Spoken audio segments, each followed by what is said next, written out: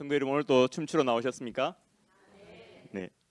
오늘 하나님께서 우리에게 성천의 은혜 주신 것을 감사하며 춤추고, 또한 오늘 예배에서 은혜 주실 것을 기대하며 감사하며 춤추는 저희들이 되시기 원합니다. 오늘 목사님께서 설교 전에 소개해 주셨듯이 요즘 제가 격주로 설교를 하게 됐습니다. 한 주는 어른 설교하고 한 주는 중고등부 설교를 하는데요. 중고등부에서 이제 설교를 하면서 나는 누구인가 하는 그 시리즈 설교를 준비했습니다. 그래서 이 설교를 준비하면서 어른들과 어떤 얘기를 할까 하다가 이것을 좀 더 소개해드리면 좋겠다 하는 생각으로 같은 주제를 준비했습니다. 나는 누구냐를 다른 말로 하면 정체성에 대한 질문이라 할 수 있죠. 우리 학부모님들께서는 집에 가서 아이들과 우리가 누구인지 또 우리가 어떤 존재인지 좀 대화를 하시면서 또 이 얘기를 이끌어 가시면 좋을 것 같습니다. 그런데요, 이 질문은 아이들에게만 해당되는 질문은 아닙니다. 우리 모두가 하는 질문이죠. 여러분들은 살다 보면 내가 누구? 여긴 어디? 하는 그런 질문 해보시지 않습니까? 그렇죠? 예, 우리 엄마들 처음 자식 낳아서 키우면 아이 낳아서 키우는 게 여간 힘들지 않잖아요. 그래서 나는 누구지? 내가 애 키우는 기계인가? 젖 먹이는 기계인가? 그런 생각 하시게 되죠. 그렇게 자기 인생을 갈아 넣어서 애를 키우다가 보면 어느새 장성을 합니다. 그리고 그 아이가 품을 떠나죠. 그러면은 또다시 우리가 질문하게 됩니다. 내가 지금까지는 누구누구 엄마로 살았는데 이제 나는 누구지? 그런 질문을 하죠. 우리 남편들도 마찬가지입니다. 실은 직장 생활하고 돈 버는 게 쉽지 않잖아요. 밖에서 그렇게 일에 치이고 집에 왔는데 집에서 찬밥 신셀 때가 있죠. 그러면은 나는 누구지? 나는 돈 버는 기계인가? 그런 생각을 할 때가 있습니다. 우리 자녀들도 마찬가지입니다. 우리 자녀들도 나는 누구인지 질문하죠. 그래서 그 질문에 대한 답을 공부에서 찾기도 하고 또 성적에서 찾기도 하고 친구들 관계에서 찾기도 합니다. 특히 이제 대학생이 되고 청년이 되면 스펙이나 실력에서 그 답을 구하기도 하죠. 그렇지만 그것들이 진정한 답이 아니잖아요. 여러분은 이런 질문이 들 때에 어떤 답을 구하고 계십니까? 오늘은 이 질문에 대한 답을 우리가 함께 찾아가 보겠습니다. 우선 성경이 말하는 나는 누구인지 한번 보겠습니다. 시편 2장 7절 같이 읽습니다. 나 이제 주님께서 내리신 칙령을 선포한다. 주님께서 나에게 이르시기를 너는 내 아들, 내가 오늘 너를 낳았다 했습니다. 여기서 너는 누굽니까? 네, 너는 이 시를 쓴 시인이겠죠. 시인이 그 얘기를 들었잖아요. 그러면 내가 하는 내는 누굽니까? 하나님이죠. 다시 말해서 너는 내 아들이라 하는 것은 너는 하나님의 아들이다 이 말이지 않습니까?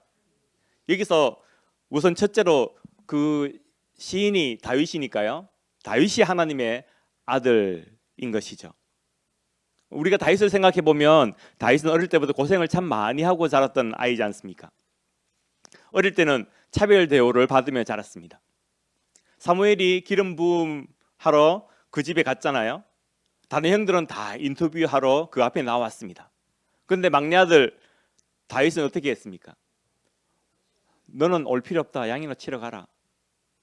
그게 다윗이 받던 대우였습니다. 나중에 사울 왕의 사위가 되었죠.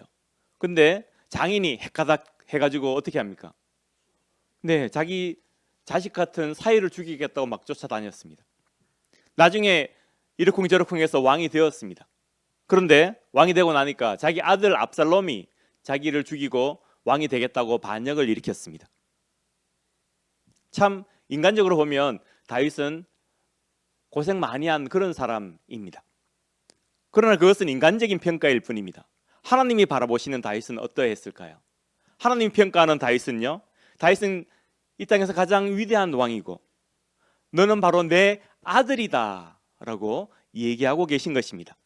그리고 우리가 읽진 않았지만 그 뒤에 넘어가면 내가 너의 대적들을 다 쳐부숴 줄 것이고 너에게 승리를 안겨줄 것이다. 그렇게 9절에서 약속하고 있지 않습니까? 이제 이 이야기가 신약으로 넘어오면요, 누가 하나님의 아들이 될까요? 메시아가 하나님의 아들이 됩니다. 예수님께서 이 땅에 오셨을 때 하나님의 아들이심을 여러 번 증거받았지요. 예수님 세례 받으실 때, 공생애 처음 시작하실 때 요단강에서 어떻게 됐습니까? 하늘이 열리고 하나님께서 너는 내 아들이다 해주셨잖아요. 우리가 잘 아는 구절이죠. 나중에 변화산에서 어떻습니까? 그때도 너는 내 아들이다 하나님께서 얘기해 주셨지 않습니까? 예수님 공생애 내내 나는 하나님의 아들이라는 사실을 공개적으로 얘기하고 다니셨습니다. 그 예가 요한복음 10장 30절이죠. 시작. 나는 아버지는 하나이다 하셨습니다. 마가복음 14장 36절에 보면요, 예수님께서 십자가에 돌아가시기 전에 겟세마네 동산에서 마지막 기도하는 그 순간입니다. 시작. 아빠 아버지 모든 것이 죄송합니다. 예수께서 다시 읽어봅시다. 예수께서는 이렇게 말씀하셨다. 아빠 아버지께서는 모든 일을 하실 수 있으시니 내게서 이 잔을 거두십시오 했습니다. 나중에 오면 예수님께서 이제 돌아가시고 십자가에서 이제 부활승천하시고 그 다음 교회 시대가 오잖아요. 그 뒤에 누가 하나님의 아들이라 불릴까요?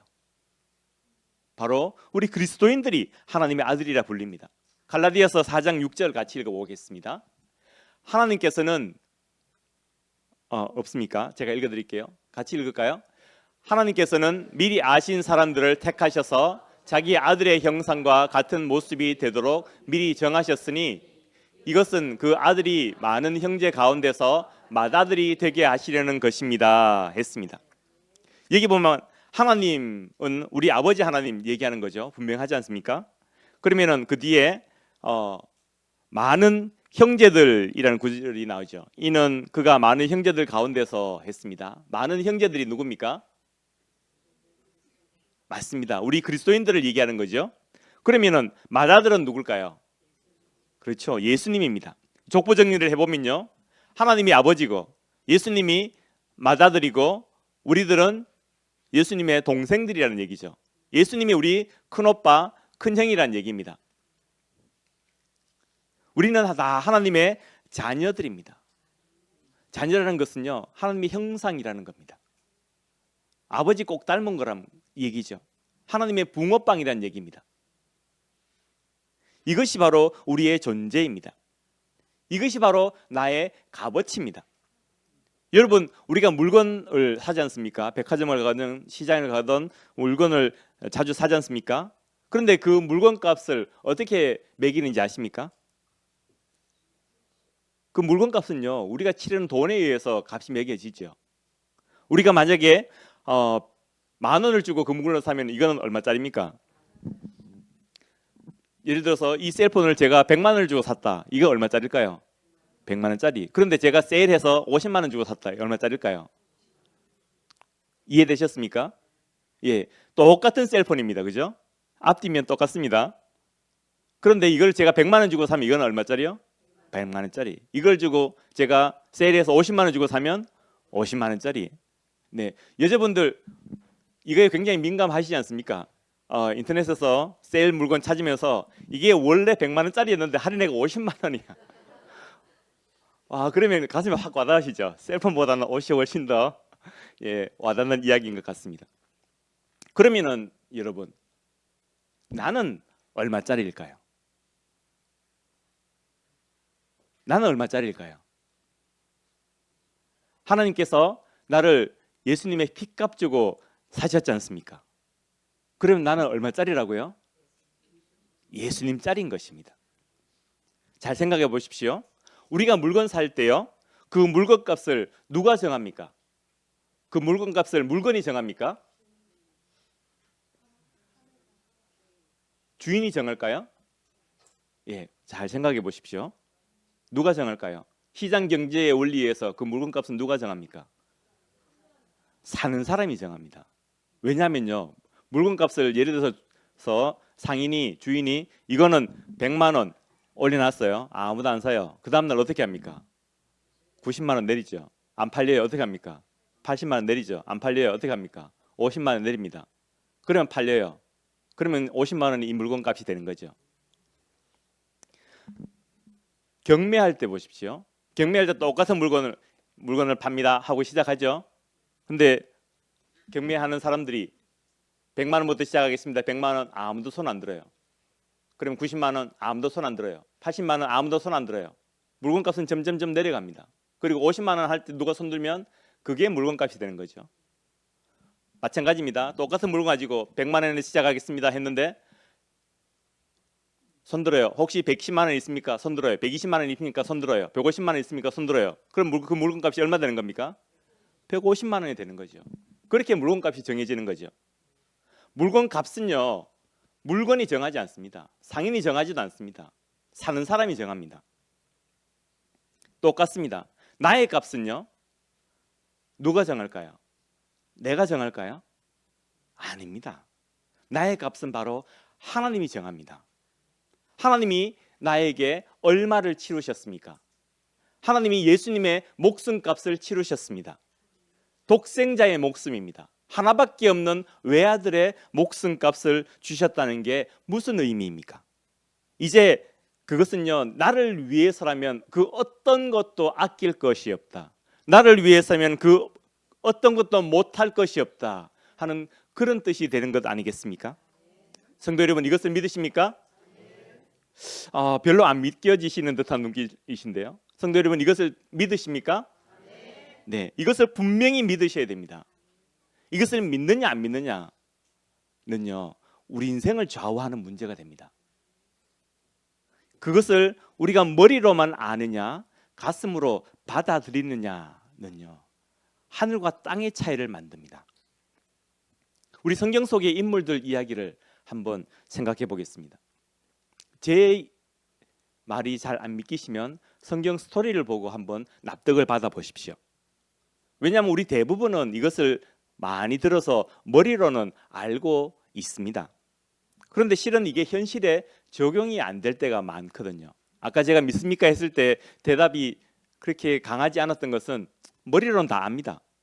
근데 실제로는 그것이 잘 안 와닿기 때문에 자신 있게 대답을 못 하시는 거라고 생각합니다. 처음에 예수님 믿으면 내가 예수님 믿었다. 나는 구원받았다 라고 생각합니다. 이제 어둠의 나라에서 빛의 나라로 옮겼다. 나는 옛날에는 어둠의 자식이었지만 이제는 빛의 자식이다 라고 생각을 합니다. 근데 그 다음에 이제 집에 가서 생활을 하기 시작하면 집에 들어가자마자 띵동 하면서 아이가 속썩이면은 뭐라 하고 싶죠. 남편이 뭐라 하면은 부부싸움이 일어납니다. 그렇게 살다 보면 내 확신이 흐려지고 이게 맞나 하는 생각을 하게 되고 자신이 없어지게 되는 것이죠. 그런데요, 성도 여러분, 위로를 받으십시오. 우리만 그렇게 사는 것이 아닙니다. 성경 속 사람들도 다 그렇게 살았습니다. 우리 모세를 한번 볼까요? 당시 모세가 사람들의 생각들, 성경 속에 나오는 사람들의 생각도 우리와 비슷하다는 것입니다. 당시 모세가 광야에서 양을 치고 있었잖아요. 그전에는 40년 동안 이집트에서 왕자로 살았지만 도망와서 광야에서 40년 동안 숨어 지내면서 양치는 사람으로 살았습니다. 그때 나이 80이 되었을 때 하나님께서 나타나셨잖아요. 뭐라 하셨습니까? 너는 애굽에 가서 이스라엘 백성들을 출애굽시켜라 하셨잖아요. 그러니까 모세가 뭐라 대답했을까요? 그 이야기가 3장 11절에 나옵니다. 시작. 모세가 하나님께 아뢰었다. 제가 무엇이라고 감히 바로에게 가서 이스라엘 자손을 이집트에서 이끌어내겠습니까?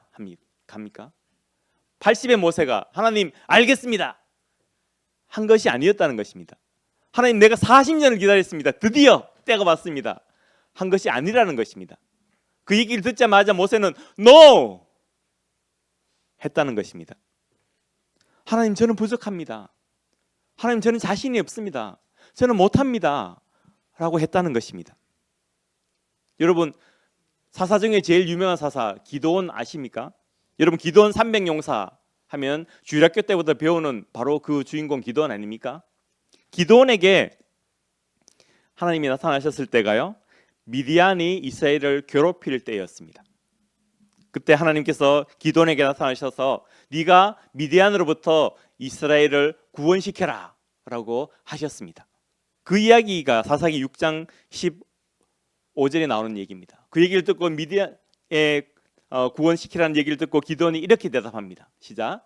기드온이 주님께 아뢰었다. 감히 여쭙습니다만 내가 어떻게 이스라엘을 구할 수 있겠습니까?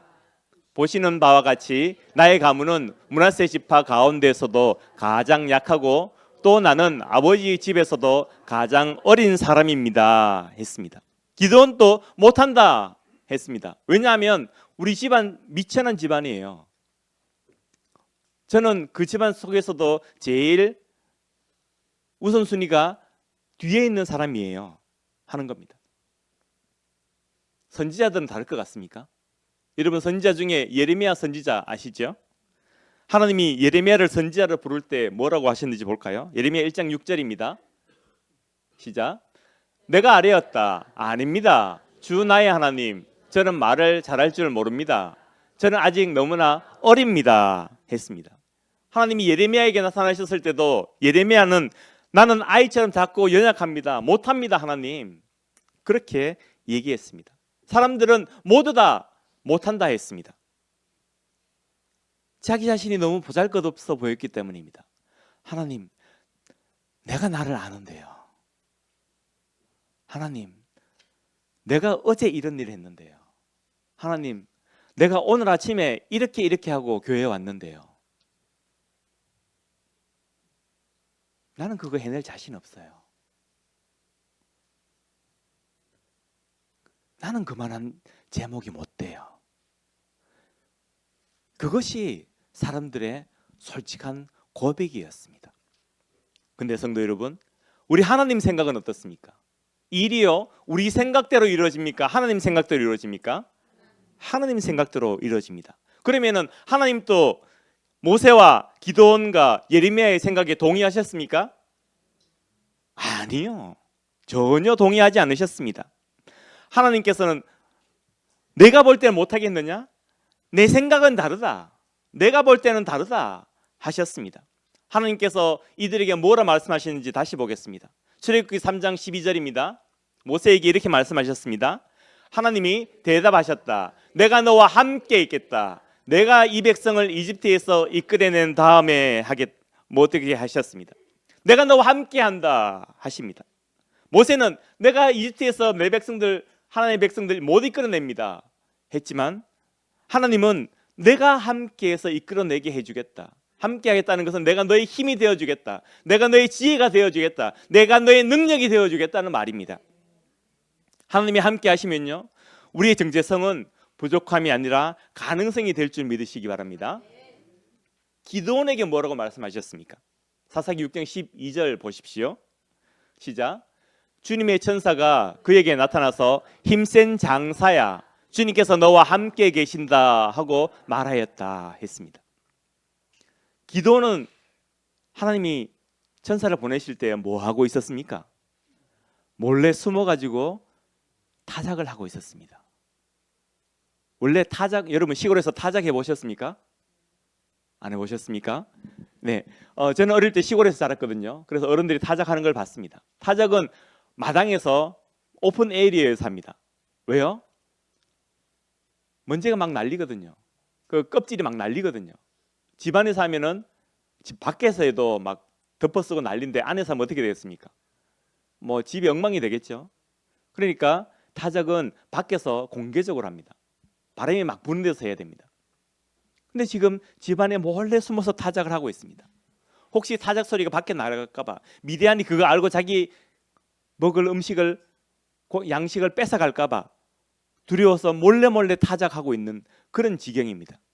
그런데 하나님 생각은 너 겁쟁이야, 너 비겁한 사람아 하지 않으십니다. 하나님은 뭐라 합니까?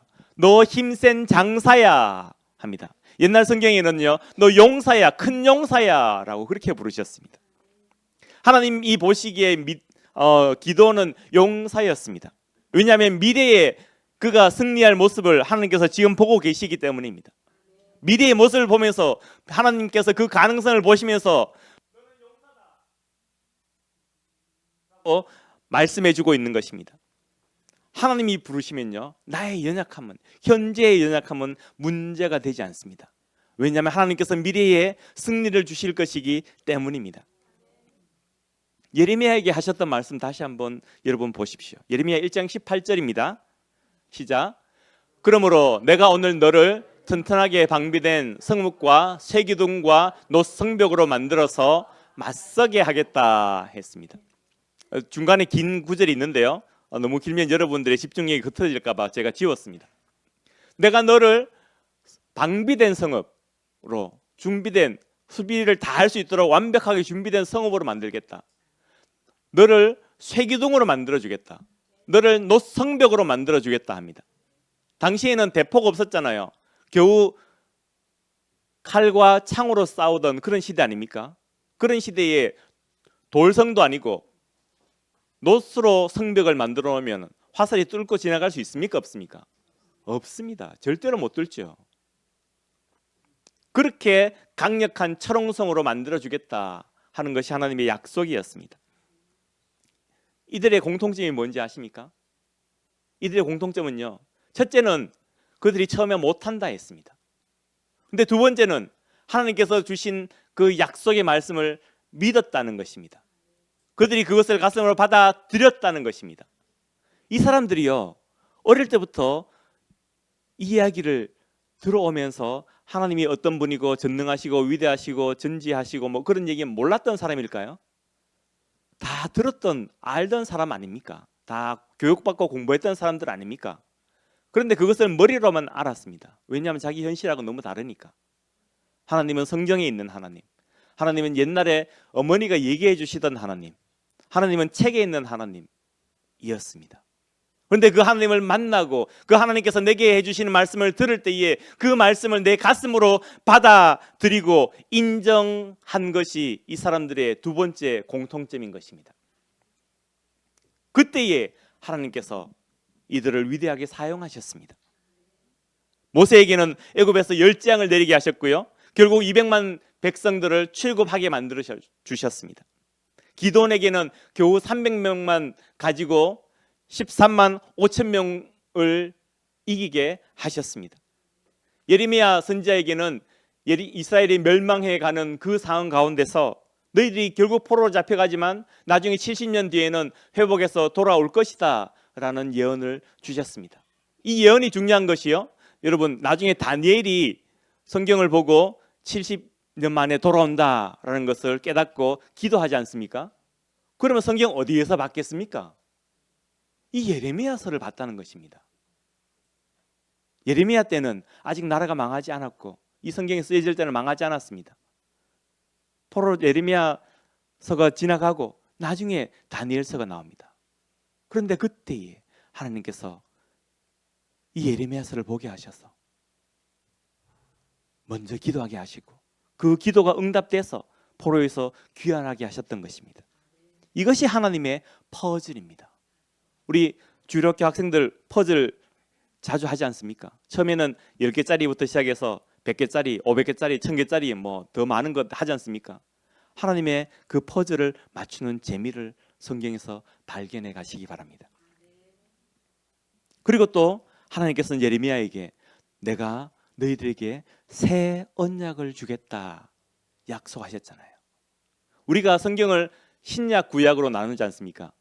여러분 뭐 성경 모르는 분들도 성경이 신약 구약으로 되어 있다는 거 다 아시지 않습니까? 그죠? 그럼 왜 신약이라고 부를까요? 성경이잖아요. 그러면 신경, 구경 이렇게 불러야 되지 않겠습니까? 그렇죠? 근데 왜 신약 구약이라고 부릅니까?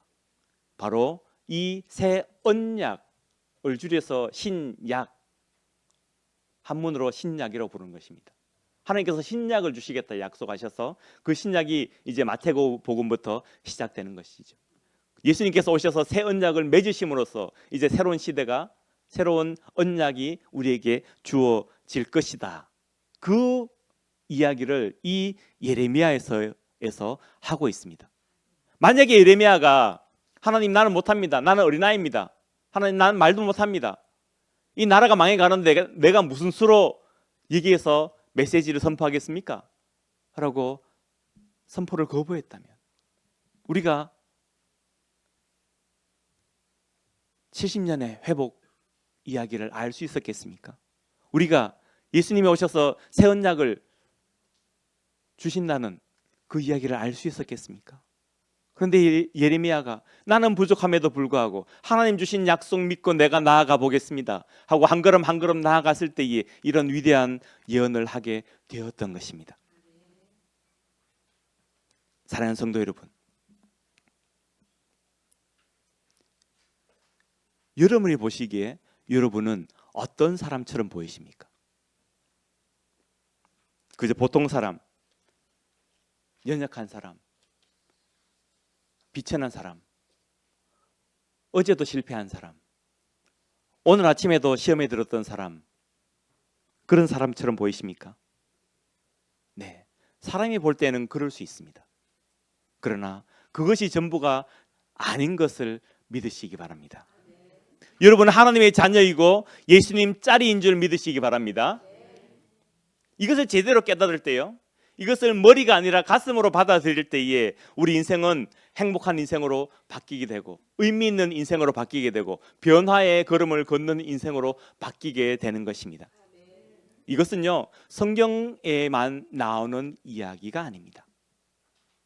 실은 하나님께서 우리들에게 매일매일 적용시켜주고 있는 이야기입니다. 우리가 그것을 깨닫느냐, 발견하느냐, 아니냐, 그 차이가 있을 뿐입니다. 제 삶의 이야기를 하나 여러분들께 해드리면요, 제가 예전에 고3 때 이야기입니다. 고3 시험을 치고 이제 결과를 기다리던 어느 겨울 밤이었습니다. 교회에서 금요 철야 예배를 드렸습니다. 제가 있던 교회는 금요일 날 금요 철야 예배를 드리고 마치고 개인 기도를 하는데, 철야 예배는 해가 떠야 철야가 끝난다, 그것이 그 교회 모토였습니다. 그래서 해가 뜰 때까지 기도하고 집에 가라 그랬습니다. 저도 한참 개인 기도를 하고 있었는데요, 갑자기 제게 음성이 들렸습니다. 귀에 들리는 음성이 아니라 가슴에 들리는 음성이었습니다. 인원아, 내가 너를 사랑한다. 이것은 제가 처음 듣는 놀라운 음성이었습니다. 제가 놀라운 것은요, 이것을 처음 들었기 때문에도 놀랐지만 그 메시지에 놀랐습니다. 처음에 인화나 하셨잖아요. 그동안 저는요, 교회에서 이름 없는 아이로 자랐습니다. 제가 자랄 때에 교회에서 친구들이 목사님 둘째 아들이 제 친구였고요, 장로님 아들들이 제 친구였고, 관리 집사님 아들도 제 친구였고, 집사님 안수 집사님 아들도 다 제 친구였습니다. 제가 한참 그 또래 애들하고 같이 자랐습니다. 그래서 교회에서 애들끼리 우르르 몰려다니잖아요. 몰려다니면은 어른들이 보면 아이고 목사님 아들 누구누구 왔구나, 아이고 장로님 아들 누구누구 왔구나 하고 이렇게 아는 척을 해줍니다. 그런데 같이 4명 5명이 있는데 저는 제 얼굴을 모르시는 겁니다. 너는 잘 왔나? 저는 마치 아이들 중에 하나였고 병풍 같은 존재였습니다. 영국에서 치면은 군중 1 그런 존재였습니다. 지나가는 사람 2. 여러분, 주일학교에서요, 아이들 보시면 꼭 인사를 해주십시오. 특히 내가 모르는 아이, 너는 이름이 뭐니? 하고 꼭 물어봐 주십시오. 그것이요, 그 아이가 자라서도 30년 뒤에 50년 뒤에도 그것을 기억하게 됩니다. 그런데요, 그런 저에게 하나님께서 그날 첫 메시지가 인화나 하는 겁니다. 아무도 저를 몰라도 하나님께서 저를 알아주신다고 말씀해 주셨던 것입니다. 두 번째 메시지가 뭐였습니까? 내가 너를 사랑한다. 얼마나 흔한 메시지입니까? 근데 저에게는 흔하지 않았습니다. 저에게는 너무나 특별했습니다. 제가 4살 때 저희 어머니가 돌아가셨습니다. 그리고 그 뒤에 새어머니가 들어오셨습니다. 그리고 콩쥐팥쥐 스토리가 시작됐습니다. 지금 생각해 보면요, 그분이 입장도 참으로 이해가 됩니다. 젊은 나이에 처녀로 시집을 오셨는데 시집 와서 보니까 떡하니 아들이라고 있는 겁니다. 그 받아들이기 참 힘드셨겠죠. 그렇지만 그 꼬맹이 아이 입장에서도 굉장히 시리어스했습니다. 갑자기 자기 삶이 완전히 바뀌어 버렸거든요. 어느 날인 것부터 저는 사랑받지 못한 자였고요, 미움받는 존재로 살았습니다. 물론 그 뒤로 할머니께서 저를 힘껏 키워 주셨습니다. 그분의 그 헌신 덕분에 지금의 제가 있죠. 그렇지만 여러분, 할머니는 엄마가 아니잖아요. 사춘기 소년 가슴 속에는 나는 사랑받지 못하는 자다 하는 그런 큰 구멍이 있었습니다. 그런데 바로 그런 저에게 하나님께서 나타나셔서 내가 너를 사랑한다 해주셨던 겁니다. 실은 이 이야기를 누구한테 하기가 어렵잖아요. 그래서 늘 제 혼자만 붙들고 있던 이야기였습니다. 늘 제 혼자만 제 가슴 붙들고 하나님께 기도했던 그런 기도였습니다. 그런데 하나님께서 그날 제게 나타나셔서 내가 너를 사랑한다 해주셨던 것입니다. 제 인생은요, 그날 이후와 그날 이전으로 나뉠 수 있습니다. 그 후로 제 속에는 나는 하나님의 자녀다, 나는 하나님이 알아주는 자다, 나는 하나님께 사랑받는 자이다 라고 하는 그런 자기 정체성이 확실하게 서게 되었습니다. 성도 여러분, 여러분에게도 혹시 이런 경험들이 있으십니까? 혹시 없다면 하나님을 만나게 해달라고, 하나님을 경험하게 해달라고 소원하면서 기도해 보시기 바랍니다. 하나님은요, 간절히 찾는 자에게 만나 주신다고 약속해 주셨지 않습니까? 그 하나님, 내게도 오셔서 나를 만나 주십시오, 그렇게 기도하면 만나 주실 줄 믿습니다. 혹시 이런 경험을 하셨습니까? 하셨다면 여러분은 하나님의 자녀이고 예수님 짤인 줄 분명히 믿으시기 바랍니다. 이것을 제대로 깨달을 때요, 머리가 아니라 가슴으로 깨달을 때에, 이것을 가슴으로 받아들일 때에, 그리고 그것에 따라서 우리가 나아갈 때에 우리 인생은 행복한 인생으로, 가치 있는 인생으로, 한 걸음 한 걸음 의미 있는 인생으로 바뀌는 것입니다. 그래서 이제는 우리가 결심해야 됩니다. 이제는 나는 내가 보는 나로 살지 않겠다. 한번 따라해 봅시다. 나는 내가 보는 나로 살지 않겠다. 하나님이 보는 나로 살겠다. 그렇게 결심해 보십시오. 그때에 우리 인생은 달라집니다. 나는 누구입니까? 여러분은 누구입니까? 나는 하나님의 자녀입니다. 나는 예수님 짤이입니다. 이런 시각으로 바뀔 때에 우리는 우리 인생을 다르게 바라볼 수 있고요, 또한 다르게 살아낼 수 있습니다. 나를 보는 시각이 바뀔 때 또 다른 사람을 보는 시각도 바뀌게 됩니다. 우리 성도님들 손 한번 들어보십시오. 그리고 내 가슴을 치면서 나는 하나님의 자녀입니다.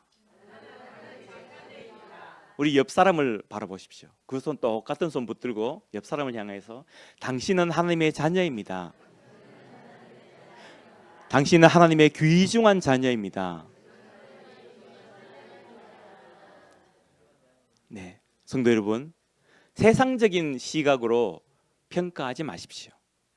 세상적인 방식으로 이 땅을 살려 하지 마십시오. 내가 하나님의 자녀인 것을 분명히 믿고 하나님의 자녀답게, 하나님의 자녀로서 이 땅을 살려고 하십시오. 아버지 하나님을 기쁘시게 하는 삶을 고민하십시오. 하나님의 소원을 이루어 드리기 위해서 오늘 또 한번 달려가 보십시오. 하나님을 기쁘시게 하기 위해서 그러면 오늘 우리는 무엇을 해야 될까요? 이번 주에 우리는 무엇을 해야 될까요? 이 시간에 한번 생각해 보십시오. 그리고 그것을 실천해 나가겠다고 결심해 보십시오. 설교 요약지 맨 끝에 보면 적는 날 있지 않습니까? 여러분 하나씩 지금 생각해 보십시오. 하나님, 내가 이제 하나님의 자녀로서, 예수님 짤이로서 하나님의 명품으로서 이렇게 살겠습니다. 여러분 거창한 거 적지 마십시오. 이번 주에 할 수 있는 거. 하나님의 자녀답게 내가 이제 욕을 안 하겠습니다. 하나님의 자녀답게 이제 내가 파란불에 건너겠습니다. 내가 빨간불 때문에 서겠습니다. 스탑사인에 서겠습니다. 작은 것 하나 적어보십시오. 그리고 그것을 이번 주에 실천하는 저와 여러분 되시기 간절히 축복합니다. 다 같이 일어나서 찬양하겠습니다. 찬양 후에 함께 동성으로 기도하겠습니다. 너는 내 아들이라. 실은 우리 삶이요 힘들고 지쳐 살지 않습니까? 우리가 오늘 교회에 나올 때에도 번듯한 모습으로 나와 있지만 한 주 동안 힘들고 지쳐 이 자리에 오신 분들이 얼마나 많습니까? 그러나 그렇게 이 자리에 나와서 한숨 쉬고 있는 우리에게 주님께서 손잡아주며 말씀해 주시는 것입니다. 너는 내 아들이다. 너는 내 딸이다. 너는 내가 낳은 내 핏줄이다. 내 아들의 피를 주고 산 내 자식이다. 너를 위해서 내가 못할 일이 없다. 내게 구하여라. 내가 함께하고 내가 너를 도울 것이다. 하나님의 그 말씀을 가슴에 받아들이고 그 말씀을 실천하며 살아내는 저와 여러분 되어 봅시다.